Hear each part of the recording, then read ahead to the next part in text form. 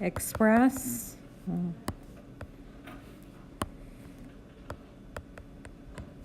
1 over 1 plus x squared as the sum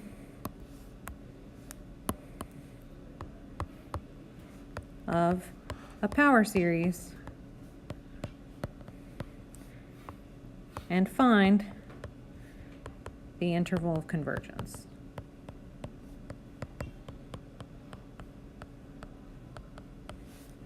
Okay.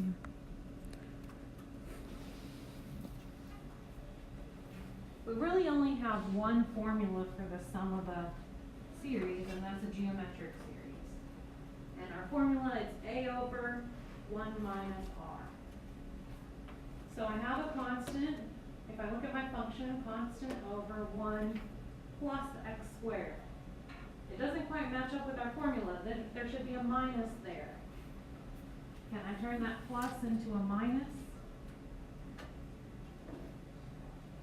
If I want a minus to be here, what changes?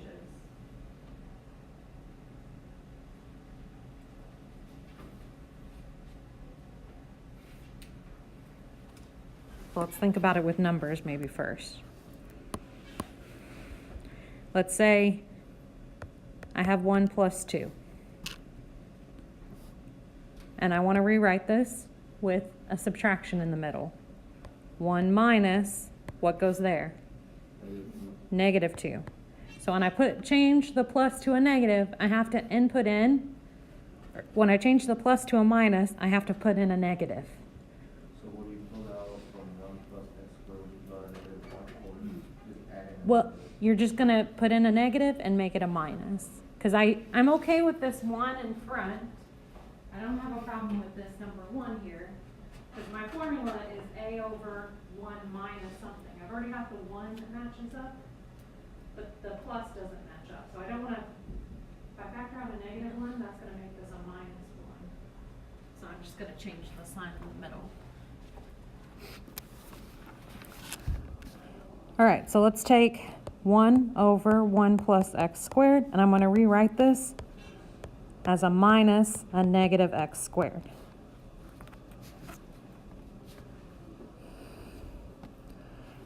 And now this looks very similar to our previous formula that we had, which said if I have 1 over 1 minus x, this is the same thing as the series x to the n. So this is what we previously had.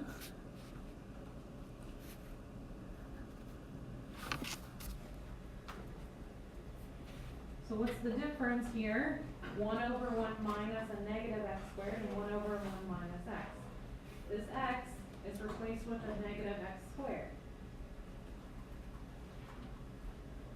So all we need to do is take this formula here where I have this blue arrow and replace x by negative x squared on both sides. Okay, so 1 over 1 minus a negative x squared,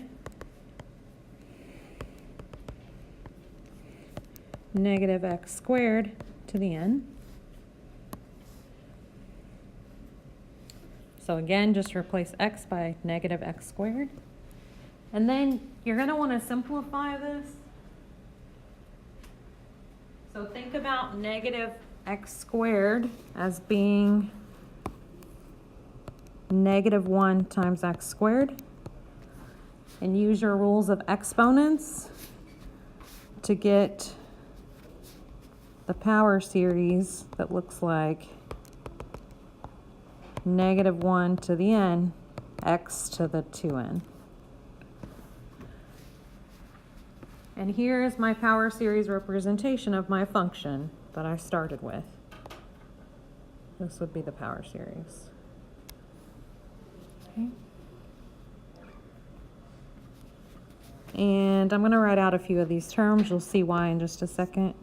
So if I plug in 0, I'm going to get 1 minus x squared plus x to the 4th minus x to the 6th, and so forth.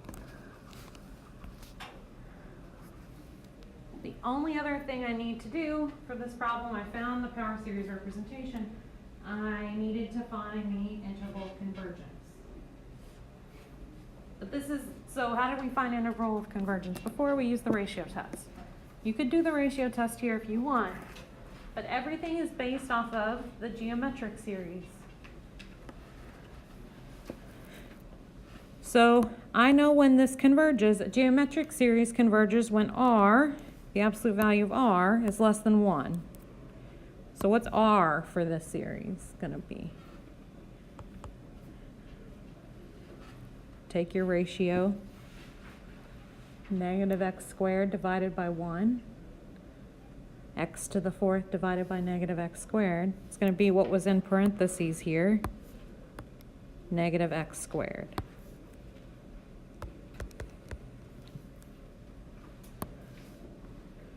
This converges when the absolute value of R, or in this case, the absolute value of negative x squared is less than 1. So the absolute value of x squared is less than 1.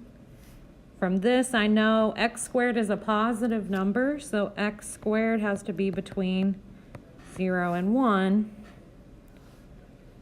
which tells me that x is between negative 1 and 1.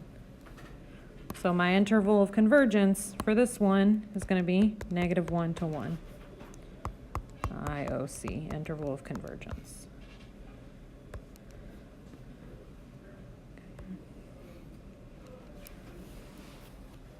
But if you wanted to, you could do the ratio test and you'll get the same thing.